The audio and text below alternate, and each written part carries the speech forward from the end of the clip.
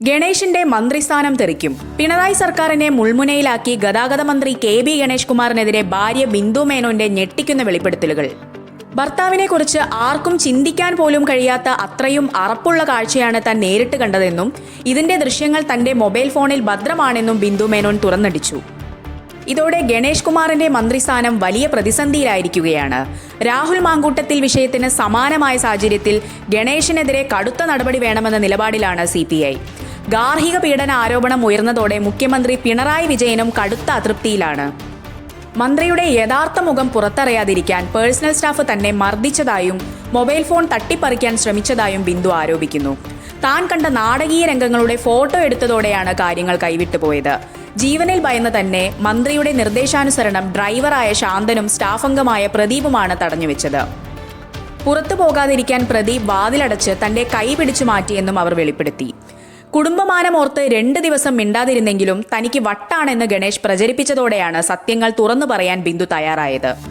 സഹായത്തിനായി 112 എന്ന നമ്പറിൽ വിളിച്ച് പിങ്ക് പോലീസിനെ വരുത്തിയെങ്കിലും അവർ തിരിഞ്ഞു നോക്കിയില്ലെന്നത് പോലീസിന്റെ ഒളിച്ചുകളിയിലേക്കാണ് വിരൽ ചൂണ്ടുന്നത്. താൻ പെട്ടി പാക്ക് ചെയ്ത് വരുമ്പോഴേക്കും പോലീസ് മുങ്ങിയിരുന്നു. മന്ത്രിയുടെ വീട്ടിലേക്ക് വരാൻ ടാക്സി കാർ പോലും ഭയന്ന് ഭീതിജനകമായ അന്തരീക്ഷത്തിൽ നിന്നും പുലർച്ചെ 2 മണിയോടെയാണ് താൻ പാലക്കാട്ടെ വീട്ടിലേക്ക് രക്ഷപ്പെട്ടോടിയതെന്ന് അവർ കണ്ണീരോടെ പറയുന്നു. തനിക്ക് 5000-ഓളം ബന്ധങ്ങളുണ്ടെന്ന മന്ത്രിയുടെ പ്രതികരണം ഏറെ വേദനിപ്പിച്ചുവെന്ന് ബിന്ദു പറയുന്നു. പത്തനാപുരത്തും മറ്റും പല സ്ത്രീകൾ വരുന്നതും പോകുന്നതും പരസ്യമായ രഹസ്യമാണ്. വർഷങ്ങളായി എല്ലാം ഉള്ളിലൊതുക്കി കഴിയുകയായിരുന്നു.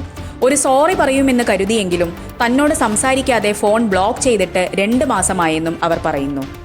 2019-ലും സമാനമായ പ്രശ്നങ്ങളെ തുടർന്ന് താൻ മാറി നിന്നിരുന്നു. അന്ന് മുൻ ADGPയും ബന്ധുവുമായ R. ശ്രീലേഖയുടെ അടുത്തേക്കാണ് സഹായത്തിനായി ഓടിയത്. രാഷ്ട്രീയ വൈരാഗ്യം കൊണ്ടല്ല, മറിച്ച് ഒരു സ്ത്രീ എന്ന നിലയിലുള്ള തന്റെ കടുത്ത വിഷമങ്ങൾ പങ്കുവയ്ക്കാനായി മുഖ്യമന്ത്രിയുടെ മകൾ വീണ വിജയനെ ഫോണിൽ വിളിച്ചിരുന്നുവെന്നും ബിന്ദു മേനോൻ വെളിപ്പെടുത്തി. എന്നാൽ ഗൗരവകരമായ ആരോപണങ്ങൾ ഉന്നയിക്കുമ്പോഴും മന്ത്രിക്കെതിരെ കേസ് കൊടുക്കാൻ താൽപ്പര്യപ്പെടുന്നില്ലെന്നാണ് അവരുടെ നിലപാട്.